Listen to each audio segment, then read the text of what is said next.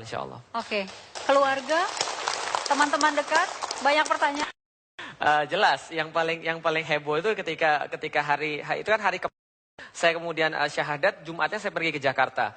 Senin harinya baru teman tahu bahwa saya Muslim. Tiba-tiba Felixio sholat itu semua geger, seluruh kakak kelas geger. Ini ada Felixio ikutan sholat.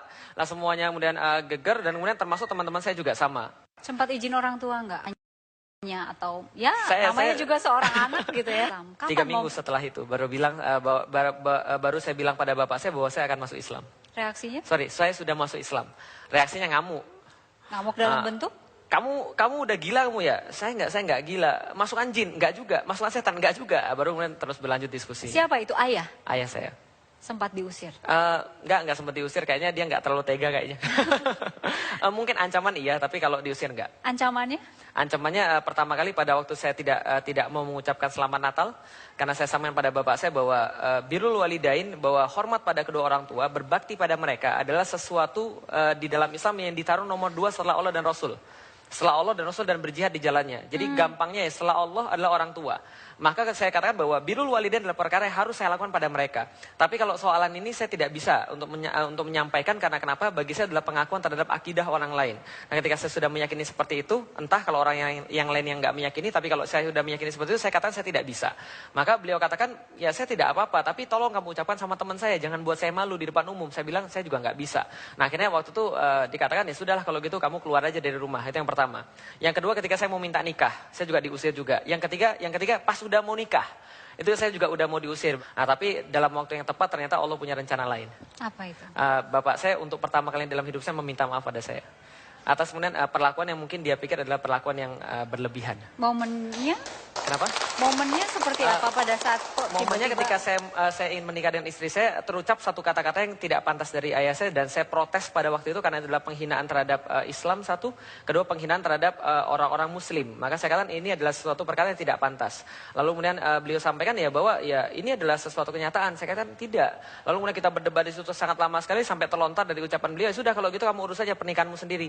Anggap aja nggak usah ada bapakmu, urus saja sendiri, uang dan sebagainya urus saja sendiri. Saya bilang ya nggak ada masalah, Allah Maha memberikan rezeki. Dia bilang yaudah kalau gitu minta aja sama Tuhanmu. Ya sudah, saya katakan kalau gitu saya sudah akan sendiri. Dia bilang sudah, anggap aja saya kehilangan satu anak.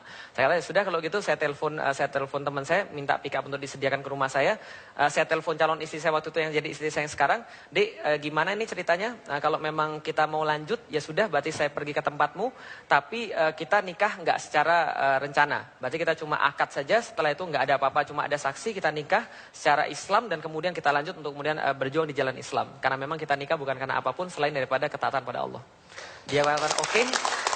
Ya akhirnya kemudian saya menelpon teman saya tadi. Nah akhirnya ketika saya mau pergi, ya bapak saya nelpon dan kemudian bilang bahwa minta maaf. Lalu kita lanjutkan situasi seperti semula. Kalau ibu? Ibu saya ini agak sedikit emosional. Nah karena emosional inilah agak sulit diajak diskusi. Jadi kalau dengan ibu saya lebih enak untuk sudahlah, kalau ada perkara yang dia tidak suka saya lebih baik diam untuk biar tidak ada konflik dengan ibu, dan ada kesempatan ya untuk menunjukkan amal-amal baik. Dengan itulah saya berdakwah pada ibu saya. Sampai sekarang tapi Sampai hubungan sekarang. baik? Alhamdulillah baik. Alhamdulillah. Saya menjadi seorang yang agnostik, menjadi seseorang yang percaya akan adanya Tuhan tapi tidak percaya akan adanya agama. Agama ini munafik, semuanya bohong. Buktinya apa? Pengikut-pengikutnya sama aja kok semua.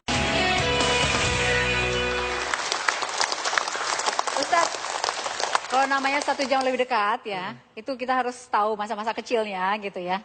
Mau dibongkar lebih lanjut ya? Silahkan. Oke, kita ingin tahu awal-awal ada 3 pertanyaan bukan? Betul. Di kepala Ustadz Felix. Pertanyaan yang mendasar filosofisnya adalah tentang past, present, and future. Tentang masalah dari mana asal saya sih sebenarnya. Saya ini diciptakan dari siapa sih sebenarnya.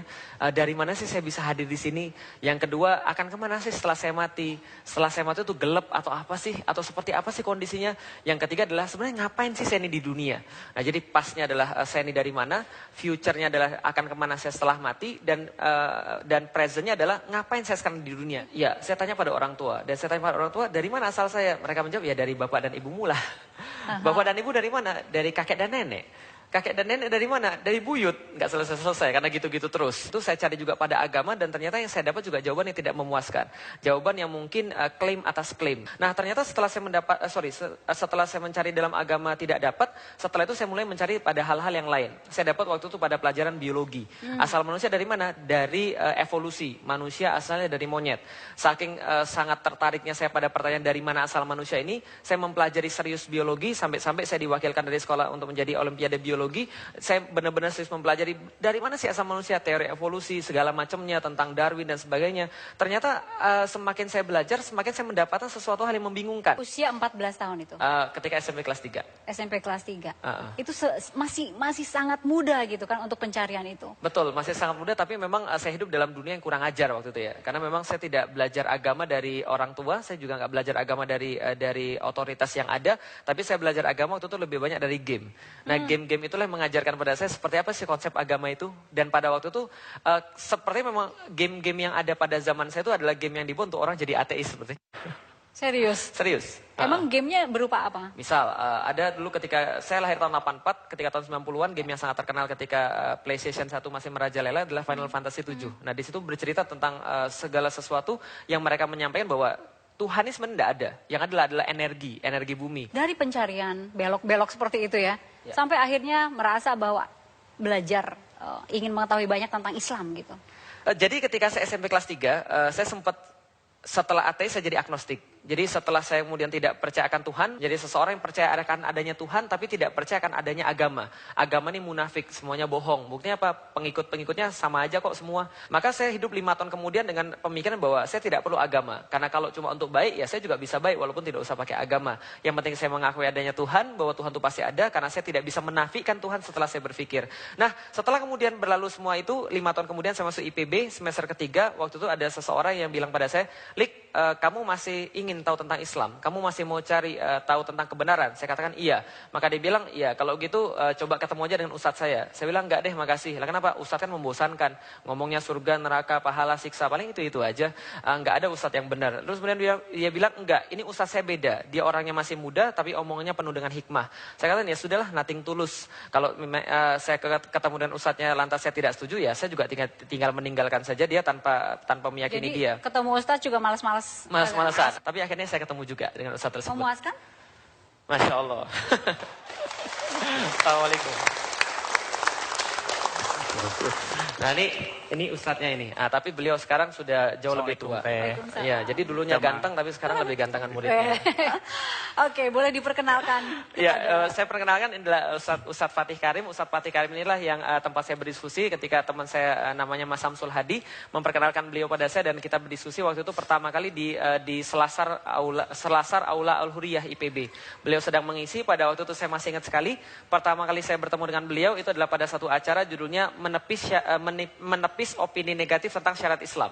Jadi Mbak bisa bayangkan bagaimana seorang non-muslim kemudian yang tidak memahami apa-apa ketika sampai ke masjid omongannya tentang potong tangan, rajam dan sebagainya.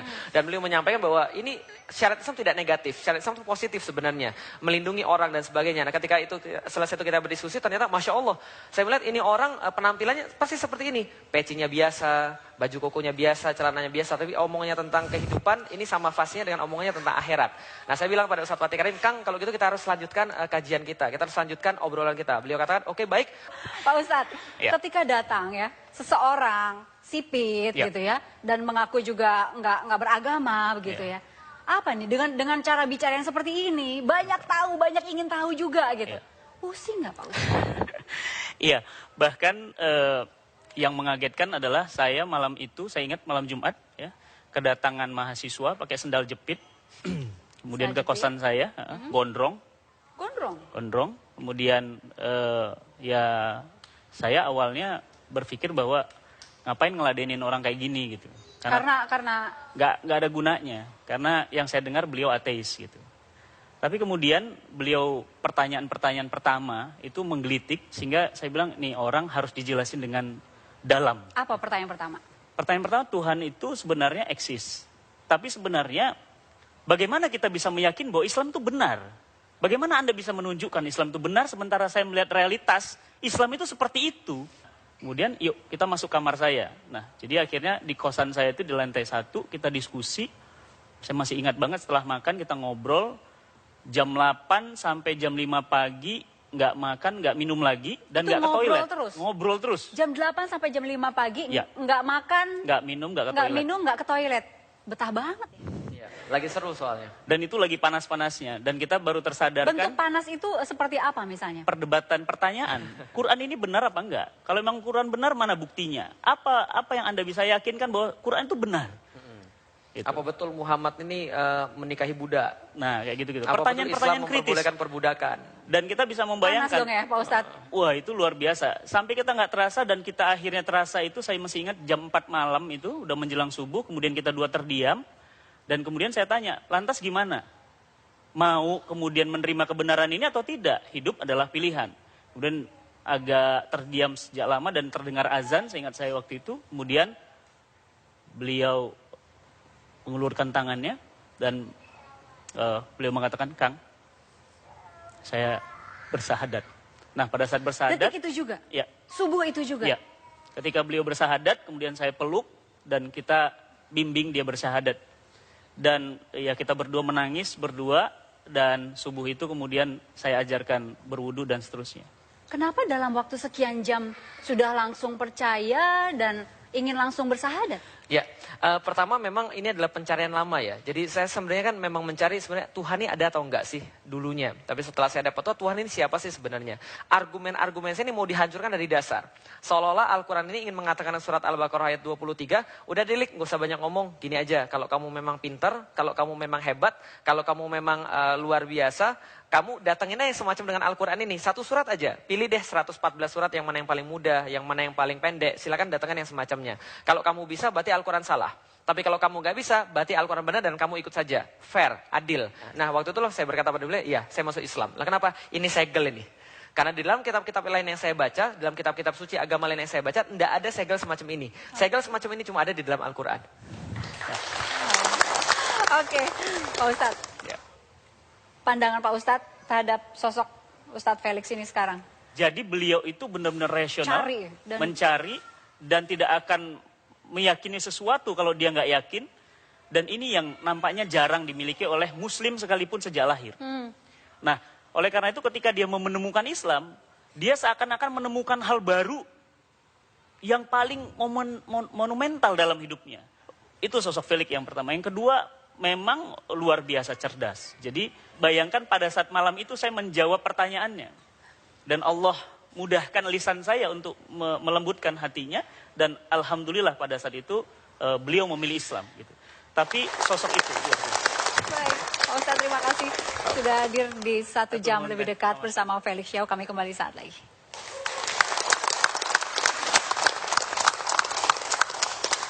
Entah mengapa yang terlintas dalam pikiran saya, langsung pertama keluar, antum sudah Kami ingin memperlihatkan bagaimana ya Ustadz Felix ini saat memberikan tausiah ya. Salah satunya pernah di TV One ya. Pernah. Berikut ini. Jadi pada hari ini kita berkumpul untuk membahas tentang kepemimpinan. Sesuatu yang memang asing terhadap umat pada zaman sekarang karena umat sudah terlanjur dininabubukan dengan perkara-perkara yang lain sehingga menganggap pemimpin dan kepemimpinan itu di luar bahasan Islam. Betul begitu Ibu sekalian. Karena kita biasa menganggap bahwa urusan politik bukan urusan agama. Urusan kepemimpinan bukan urusan agama. Jauh daripada itu, Islam justru menganggap semua adalah bagian daripada agama. Saya nggak akan masuk ke dalam kontennya. Iya. Tapi saya melihat ada ciri khas sendiri dari Ustadz Felix. Ngomongnya cepat. Itu dia. Jadi pertanyaannya sedikit gitu, jawabannya bisa wah banyak sekali. Saya Emang sering gitu ya. diprotes gara-gara itu, ngomongnya cepat. Itu satu ciri khasnya, Ya, cepat ya. Yang kedua, sipit ciri khas dong. Ya, ganteng yang ketiga. Ganteng yang ketiga, oke. Dan kemudian, batikan selalu. Iya betul. Kenapa? Pertama-tama saya ingin menyampaikan ya bahwa seorang ustadz itu tidak harus angker. Seolah-olah ada pembatas antara dia dan audiens. Saya tidak ingin ada batas antara saya dan audiens. Bahwa saya sama seperti mereka, sama-sama manusia. Dan saya tidak ingin ada perbedaan antara saya di luar dan saya di panggung. Bahwa saya ketika di panggung ya itulah ketika saya di luar. Itulah ketika saya di rumah, itulah ketika saya dimanapun. Tidak perlu ada kemudian pembatasan segala sesuatu. Wow. Dan satu lagi, nama juga tetap dipertahankan Felix Xiao gitu. Ya, Felix Xiao. Pertama, itu tidak berhalangan di dalam Islam. Bahwa ketika kita berbicara tentang nama, hanya beberapa nama yang dilarang oleh Rasulullah Muhammad. Tapi Felix itu diberikan oleh bapak dan ibu saya. Dan saya menghargai mereka. Bahwa ini adalah pemberian mereka, saya berusaha menghargai mereka. Artinya juga dari bahasa Latin, Felix artinya keberuntungan. Itu adalah alasan yang pertama. Yang kedua, lebih marketable, Mbak. Nah, kenapa lebih marketable? Ketika kita lihat spanduk, hadirlah pengajian oleh Muhammad Al-Fatih, oleh biasa aja. Tapi ketika lihat Felix, ya siapa ini, pengen lihat. Nah, mudah-mudahan ketika dia lihat, dia dengar, dia lebih mengetahui tentang Islam dan mau untuk kemudian sama-sama memperjuangkan Islam. Oke. Di episode ini, 1 jam lebih dekat, mungkin kita akan banyak flashback ke belakang juga. Ada gambar-gambar, ada artikel yang Ustadz bisa terangkan ya. Ini dia, ulas posisi pria wanita. Ustadz Twitter diserang dalam tanda kutip di lini masa. Berasa ada serangan itu. Nah, jadi kalau diserang itu adalah sesuatu yang wajar. Jadi ketika kita memang masuk dalam ranah dakwah, kita harus siap untuk kemudian menghadapi apapun juga. Namanya orang yang mencela, namanya orang yang memaki, namanya orang yang memuji, itu adalah sesuatu yang sudah biasa. Dan kita harus siap untuk menghadapi semua itu. Kontroversi memang tidak selalu merugikan, tapi lebih banyak menguntungkan. Karena kenapa? Justru kita terekspos lebih banyak. Dan ketika kita terekspos lebih banyak, kita menyerahkan pada orang-orang untuk menilai kita sendiri seperti apa. Kita lihat artikel lagi ya. Ustadz Felix Xiao dicekal masuk Amerika Serikat. Kemarin tuh ya. Apa rasanya dicekal masuk Amerika? Ngeri-ngeri sedap. Ya, jadi saya berdakwah di Amerika itu sudah sejak tahun lalu. Jadi tahun 2013 saya berjalan di West Coast ya, di pantai barat Amerika, di sekitar 10 kota di Amerika. Kemudian saya mengelilingi kota-kota itu sambil berdakwah. Dan tahun 2014 alhamdulillah mereka minta saya untuk di East Coast untuk menyisir bagian sebelah timur daripada pantai Amerika. Nah, waktu itu saya sudah sampai di Houston, kemudian saya dimasukkan dalam secondary room yang saya pikir adalah sudah biasa gitu kan ya. Karena kenapa? Karena pas pertama kali saya ke Amerika pun saya juga masuk ke secondary room. Tapi saya pikir ini paling cuma 2,5 jam interview biasa, tapi ternyata tidak. Ternyata mereka lebih daripada interview. Nah, setelah kemudian mereka menyampaikan segala sesuatu itu, ternyata saya dicekal dari pelanggaran visa. Jadi mereka menganggap bahwa ketika saya berada di Amerika di tahun lalu, saya dianggap melakukan kerja, sehingga visa turis itu menjadi batal. Nah, sehingga seluruh visa-visa saya dibatalkan dan saya dipulangkan ke Indonesia. Dan sejak itu nggak pernah nyoba lagi masuk ke sana? Saya di band 5 tahun di Amerika. 5 tahun? Biarin aja ya? Nggak ada masalah. Mungkin ada waktunya, mungkin saya ke sana mungkin untuk penaklukan Amerika kali ya. Wow, keren. Ada gambar berikutnya. Hokkaido ya. Hokkaido, saya berkunjung ke sana juga ketika tahun 2013. Di situ ada guru saya, namanya Ustadz Epi Taufik. Beliau juga menjadi guru pertama saya. Agar Ustadz saya senang ya, menyenangkan Ustadz adalah bagian daripada ibadah. Dan kalau nggak kualat, saya bahaya gitu kan. Jadi bukan terpaksa ya. Jadi saya dengan senang hati pergi ke Hokkaido. Dan akhirnya bertemu. Alhamdulillah akhirnya setelah bertemu. Berapa lama nggak ketemu itu? Mungkin setelah 5 atau 6 atau 7 tahun kali ya nggak ketemu ya. Sekarang udah 7 tahun nggak ketemu? 7 tahun nggak ketemu semenjak kalau hari sekarang? Itu. Masya Allah. Serius 7 tahun? 7 tahun nggak ketemu. Oke, jadi saya ingin tahu, ini Pak Ustadz ini benar nggak transfer dari Pak Ustadz Fatih? Iya. Kemudian? Dari Ustadz Fatih Karim ke Ustadz Epi Taufik. Nah, jadi kalau ini adalah yang tadi good cup, ini bad cupnya. Karena kalau Ustadz Fatih Karim kan saya sangat enjoy ya ketika belajar. Tapi kalau sama beliau ini didikannya luar biasa keras. Jadi saya pernah diusir sama beliau, saya ingat sekali pernah diusir sama beliau gara-gara saya nggak bisa baca bahasa Arab. Gundul, Mbak. Nggak bisa baca bahasa Arab dulu, pada waktu itu huruf hijaiyah aja saya belum hafal, Mbak. Wow. Pak Ustadz, kenapa diusir? Ya kan namanya orang belajar gitu ya. Ya, tapi mungkin ada cerita yang lebih menarik sebelum itu. Entah mengapa yang terlintas dalam pikiran saya, langsung pertama keluar, antum sudah sunat belum? Saya bilang. Jawabannya adalah? Belum, ya. Jadi saya bilang, antum sunat dulu baru ngaji sama saya. Keras kan, Mbak ya? Ya, setelah itu kita mulai dan saya masih ingat waktu itu memang, saya sendiri jadi tertantang. Karena beliau ini baru masuk, belum lama masuk Islam, saya keturunan gitu ya, dari lahir masuk Islam. Tapi semangatnya luar biasa. Kita janjian jam 8 malam kajian itu, ya, di kamar kos saya. Jadi suatu waktu pernah, karena keretanya mogok, jadi singkatnya saya sampai jam 10 malam. Beliau ini masih menunggu. Berarti udah berapa jam itu? Iya, 2 jam menunggu. Ya. Pas juga saat itu mati listrik. Aha. Nggak jadi belajar dong. Jadi, kita jadi ngaji mulai jam 10 malam sampai jam 12 malam di kamar saya dengan 1 lilin. 1 lilin. 1 lilin penerangannya. Jadi luar biasa. Kan malu kalau gurunya lebih tidak semangat dibanding muridnya kan. Pak Ustadz Evi, sedikit aja. Ya. Ada momen-momen mengusir gitu kan. Terus ada momen-momen apa lagi kalau dikatakan Pak Ustadz ini cukup keras ngajarnya gitu. Sebenarnya ya, menurut saya itu paling ringan itu. Ada satu lagi, rapat kita nggak bawa data, suruh pulang. Jadi yang paling saya ingat daripada beliau adalah, Lik, jangan bicara kalau nggak ada data. Jadi itu sangat menancap pada saya. Jadi sampai sekarang ketika saya berbicara apapun, saya harus ada data. Saya nggak mungkin berbicara kalau saya nggak punya basis data. Nah, karena itulah kemudian, ya mungkin karena beliau pendidik, basis sains, kemudian penelitian, nah itu kemudian saya ambil banyak daripada beliau. Baik, sekarang dua-duanya ada di sini. Ya. Mungkin ada sesuatu yang ingin disampaikan. Beliau ini kemudian saya katakan bahwa ketika saya harus berhutang pada 2 orang, maka saya berhutang sama Ustadz Epi Taufik dan Ustadz Fatih Karim. Karena beliau inilah membentuk dasar-dasar saya sebagai seorang muslim. Berhutang itu dibayar dengan cara apa dong? Masya Allah, saya pikir mungkin mudah-mudahan doa saya pada Allah untuk mereka berdua cukup. Kami masih memiliki beberapa segmen lagi ke depan, ya. Untuk Pak Ustadz, terima kasih. Ya, sama-sama. Kami kembali saat lagi.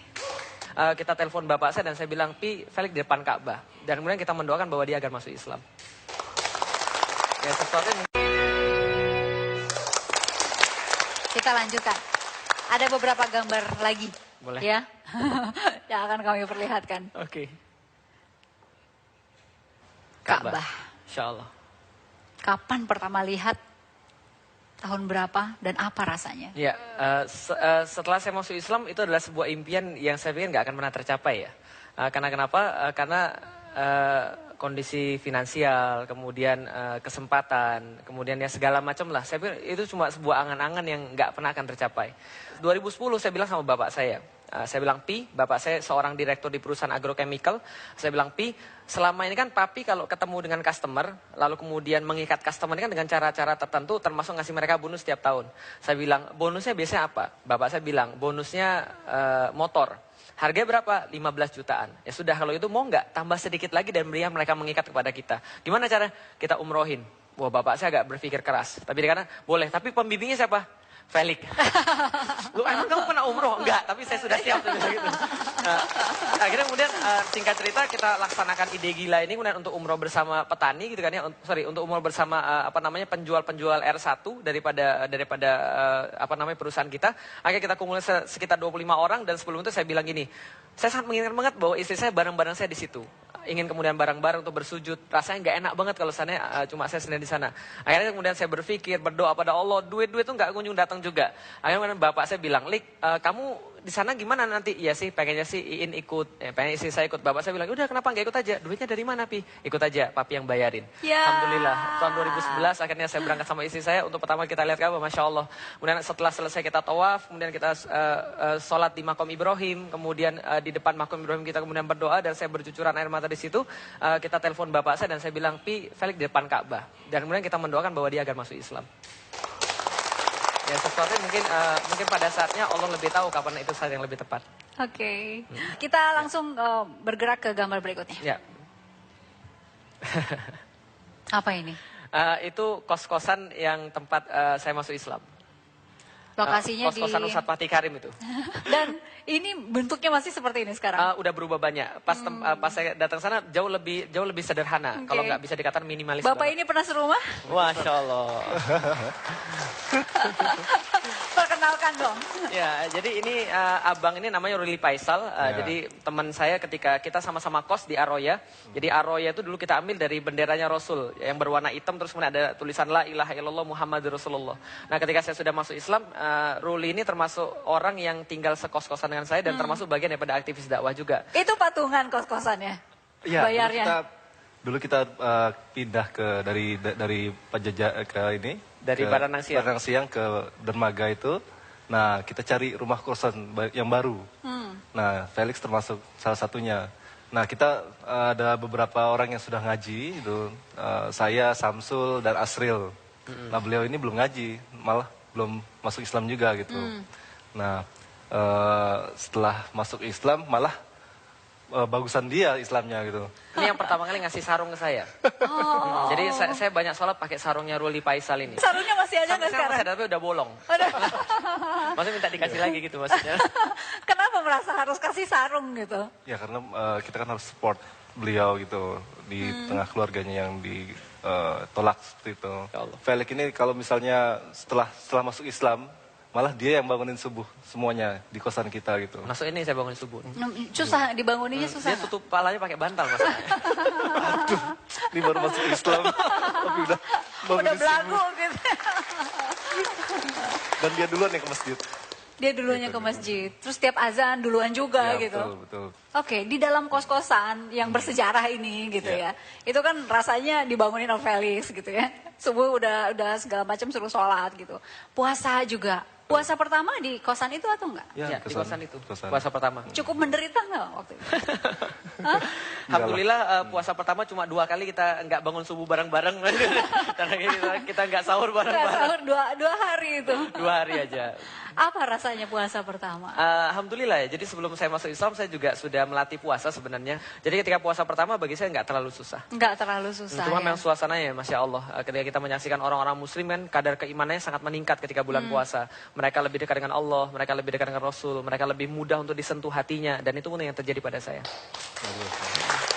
Ini udah 12 tahun nggak ketemu kan? Terakhir kita ketemu di bandara, Dik ya. Di bandara. Beliau mau ceramah. Barusan kemarin. 12 Oke, setelah 12 itu tahun. nggak sengaja. Nggak sengaja. Ya, sudah 12 tahun nggak temu. Kita kan flight pertama. Dulu waktu itu Felix mau ke Bali, ceramah ke Bali. Saya mau ke Lampung. Nah, ternyata kita sebelahan sholat subuh. Kita nggak saling menyadari. Tapi kita takbir bersama. Iya. Takbir bersama. Ternyata di imamnya. sebelah saya juga kaget juga. Saat salam, ternyata loh Ustadz Felix. Saya bilang panggil Ustadz, dulu Felix aja gitu. Dulu Felix aja. Assalamualaikum Ustadz. Waktu di kos-kosan ya, sudah menduga nggak sih bahwa nanti suatu saat akan jadi Iya. ustadz gitu? Nah Felix ini anak yang super lah gitu, super. Otaknya encer. Nah itu mungkin karena bicaranya cepat itu karena otaknya memang encer. Pernah kita ujian tengah semester, ujian akhir semester.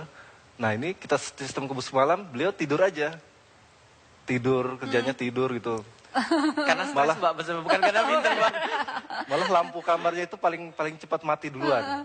Itu Felix tuh. Sementara Mas Ruli masih Masih belajar ya. semalam kita begadang. sampai jam 11, bahkan Samsul itu sampai di sofa gitu kan, belajar gitu. Beliau tidur. Karena dulu sebagai mahasiswa ya kan kita semua harus hemat Mbak ya. Jadi kalau kita mau ujian tuh kita langsung fotokopi Mbak dari cewek-cewek yang rajin nyatet. Nah setelah kita fotokopi 1 buku Mbak, kita robek jadi 2 Mbak. Nah kamu belajar ini, saya belajar ini. Nah jadi kita gantian Mbak. Nah saya tuh kalau ada 2 pilihan Mbak, saya memilih yang ketiga Mbak. Jadi kalau ada pilihan antara belajar atau tidur, saya main game aja Mbak. Nah, jadi sebenarnya saya sebenarnya gelap itu main game dulu. Ya, tapi anehnya nilai dia lebih bagus daripada saya. Oke. Jadi pada saat itu nggak menduga sama sekali akan menjadi seorang ustadz. Ya nggak berduga. Ada diskusi agama lain datang ke kosan kita dengan beberapa orang itu. Beliau yang baru masuk Islam ikut nimbrung diskusi. Apa yang dia terbatas tentang pengetahuan tentang Islam, dia terus diskusi. Itu bagusnya Felix. Gitu. Yang lain melipir. Lainnya melipir. Oke, ini sahabat, teman lama. Ini kita jeda dulu, silakan ngobrolnya lanjut ya. Kami kembali saat lagi. Beliau mengatakan bahwa beliau membutuhkan sosok istri yang akan mendampingi beliau dalam dakwah gitu kan ya. Jadi selama beliau masih Oke, boleh diperkenalkan satu persatu Mas. Ya, jadi ini anak saya yang pertama namanya Alila Sofia Asyarifah. Kalau ini adalah anak saya yang keempat namanya Ayah Sofia Asyarifah. Yang kedua dan yang ketiga namanya yang kedua, siapa yang dan ketiga siapa? namanya Sifar Muhammad Al-Fatih 1453. Yang ketiga Gozi Muhammad Al-Fatih 1453. Itu pakai angka 1453? Pakai angka 1453, betul. Apa itu? Nomor-nomor apa nah, itu? karena itulah saya memang kasih nama supaya ditanya Mbak. Ah. Nah, 1453 adalah tahun penaklukan Konstantinopel oleh Muhammad Al-Fatih. Oke. Kalau yang putri-putri nggak dikasih angka? Nah, kalau yang putri-putri nggak dikasih angka karena memang mereka bukan tugasnya untuk berjihad. Oke. Nah, jadi tugasnya laki-laki untuk berjihad. Istri belum diperkenalkan dong. Oh iya, ini adalah bagian daripada surga yang Allah janjikan pada saya, tapi di dunia sudah disegerakan. DP-nya ini kira-kira. Jadi namanya Parsini, namanya Parsini, nama kampungnya, nama kerennya Iin. Nah, Iin ya, oke. Ini sebelum lebih jauh lagi nih ya, ada gambar yang ingin kita perlihatkan. Jadi ini ada apa dengan sawah dan gadis-gadis nih? Iya, jadi saya kan mahasiswa pertanian, Mbak ya. IPB kita lagi praktikum nanam kedelai. Nah, seperti yang kita tahu, kedelai itu harus ditanam di tempat yang basah. Karena hujan lagi rintik-rintik, dan kalau masuk ke sawah itu kan bisa sampai sini, tanahnya itu. Bisa sampai kaki betis tanahnya. Nah, saya waktu itu masuk ke praktikum sawah itu dengan misu-misu. Hari Sabtu, menggerutu, suruh praktikum. Ini nggak banget sih, tempatnya becek lagi. Tapi ternyata ketika lagi seperti itu, datanglah seorang cewek. Dia justru kemudian datang ke dalam sawah itu, dia nggak ngapa-ngapain. Maksudnya, masuk situ, kos kakinya masih dipakai dan jilbabnya masih dipakai, masuk ke dalam sawah. Yang saya lihat, Masya Allah, ini cewek nggak ngelepas kos kaki, jilbabnya tetap dipakai, masuk ke sawah. Saya pikir begini, kalau saya jadi dia itu sudah saya buang tuh kos kakinya habis dari sini. Nggak dipakai lagi. Nah, tapi saya mikir, wah ini taatnya pada Allah, Masya Allah. Nah, berarti ini cocok jadi ibu daripada anak-anak saya. Wah, langsung tuh. Nah, saya kirimkan surat lewat rental komputer.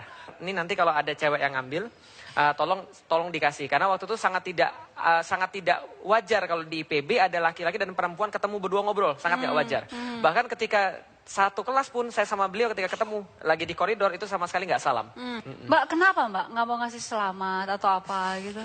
Memang nggak kenal dan memang ya cuek gitu kan, jadi nggak apa ibaratnya ya bukan sesuatu yang apa ya tadi dibilang ya apa heboh banget, saya nggak termasuk yang seperti itu karena memang nggak terlalu begitu kenal dengan sosok beliau waktu itu. Waktu ini ada praktikum kedelai itu merasa diperhatikan? Tidak, belum. Jadi memang apa namanya ketika beliau sharing kan, waktu itu mulai merasa keberadaan Umi ada tuh waktu kapan gitu kan ya. Jadi kan waktu itu kan memang kita nggak saling kenal, tapi kok tiba-tiba menghitbah gitu kan ya. Berarti ada satu momen yang di situ beliau pertama kali ngelihat gitu kan ya. Nah beliau cerita lah ketika itu di sawah kejadiannya, jadi seperti itu. Jadi nggak sama sekali diperhatikan. Boleh tahu nggak berapa hari setelah peristiwa kaos kaki itu sampai kemudian meminta? Sebulan ya kali ya. Sebulan. Saya masih ingat mungkin pas Januari saya menghitbah ya. Tapi karena sesuatu dan lain hal akhirnya kita pending hitbahnya, akhirnya kita batalkan. Kita baru serius lagi ketika memang saya sudah memenuhi syarat-syarat yang diberikan oleh orang tuanya.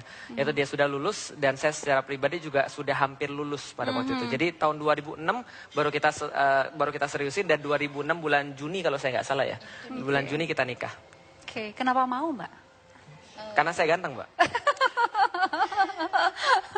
Jujur saja kalau Ustadz dengan background beliau yang Chinese, jujur saya sedikit takut gitu kan ya. Karena memang dengan kondisi keluarga beliau yang sangat berbeda sekali dengan keluarga saya gitu ya Mbak ya. Jadinya ya kalau memikirkan itu jadi kayak mau mundur. Tapi karena mengingat beliau di surat hitbahnya, jadi sekarang bukti otentiknya masih ada di rumah. Beliau mengatakan bahwa beliau membutuhkan sosok istri yang akan mendampingi beliau dalam dakwah gitu kan ya. Jadi selama beliau masih memikirkan dakwah berarti status saya akan aman gitu kan ya. Karena beliau melakukan sesuatu karena Allah sehingga pasti sama istrinya juga pasti sayang. Jadi saya aman ketika itu. Baik, ada bisikan harus ditanya soal kosannya katanya. Ya. Kosannya Mbak In emang di mana? Itu? Nah, kosannya istri saya waktu itu berhubungan dengan Ustadz Epi Taufik. Jadi kosannya istri saya itu di sebuah kosan putri namanya Al Jamilah. Kebetulan yang memiliki Al Jamilah adalah yang jadi istrinya Ustadz Epi Taufik sekarang. Pantesan. Betul lah. Jadi beliau juga menjadi informan saya nih ceritanya. Oke, kami memiliki sesuatu ya. Kalau tadi gambar-gambar, artikel-artikel gitu Baik. ya. Kalau yang ini sesuatu ya. Mungkin bisa dilihat dulu nih. Ini surprise dari TV One nih. Boleh. Ya. Boleh dibuka? Somai, Mbak. Tampilannya seperti somai dari luar ya. Masya Iya. Allah. Ada cerita. Iya. Oke. Ini adalah spaghetti ini pertama kali dimasakin oleh ibu saya ketika calon istri saya datang. Nah, jadi ketika calon istri saya datang, ini kemudian ibu saya masakin spaghetti. Waktu itu istri saya nggak bisa makan sama sekali. Karena memang lidahnya lidah proletar ya. Nah, tapi setelah diajarin justru akhirnya dia jauh lebih suka daripada saya Tapi sekarang. kenapa pilihannya spaghetti, Mbak? Kebetulan memang saat ini sangat menyukai jenis-jenis mie ya. Mie ayam, spaghetti, pokoknya yang berbau mie itu sangat luar biasa. Karena Dan orang Cina itu makanan pokoknya mie bukan Iya, iya. terus spaghetti kan kebetulan juga memang sangat praktis ya buatnya. Mungkin setiap pagi itu bisa cepat, apalagi dengan kondisi anak saya cukup banyak. Jadi nggak memerlukan waktu yang lama untuk membikinnya. Oke. Oke, dari istri mungkin ya, ada harapan khusus untuk Ustadz Felix? Berharap Abi tetap istiqomah ya, insya Allah yang apa yang Abi dulu pernah azamkan satu persatu Allah sudah wujudkan gitu kan, yang bisa membuktikan kepada mungkin dulu orang-orang yang mungkin pernah menganggap remeh atau mungkin menganggap aneh gitu kan ya, dengan apa ya keinginan-keinginan beliau yang sangat mungkin nggak masuk akal gitu kan, tapi alhamdulillah satu persatu tuh beliau bisa wujudkan. Salah satu dulu ketika saya pertama kali menikah, beliau kenapa tetap ingin tinggal di Jakarta, karena ingin meratakan Jakarta dengan Islam. Ketika itu mungkin siapa beliau gitu kan ya, jadi orang juga tidak kenal gitu kan ya. Saya menemani beliau berdakwah dari satu tempat ke tempat lain dan dengan kondisi yang sangat memprihatinkan gitu kan ya. Tapi sekarang beliau subhanallah permintaan ngisi itu sampai kalau kata beliau udah muntah gitu kan. Ketika saya menghitbah istri saya, dalam surat itu saya katakan bahwa sekarang mungkin saya bukan siapa-siapa, tapi akan ada satu masa di mana kamu harus ridho ketika diduakan oleh Allah dan Rasul, bahwa saya akan keliling kemana-mana untuk memberikan kajian tentang Islam, dan dia katakan iya. Tapi ternyata setelah nikah ya protes juga. Karena namanya juga manusia kan ya. Baik. Ustadz Felix Xiao, terima kasih sudah hadir di 1 jam lebih dekat. Bersama Felix Xiao, ini juga kasihan kayaknya udah mau bobo ya. Iya. Untuk Pak Ustadz semuanya terima kasih. Dan untuk semuanya juga terima kasih sudah hadir di sini. Kami jumpa lagi pekan depan dengan tokoh-tokoh lainnya. Sampai jumpa.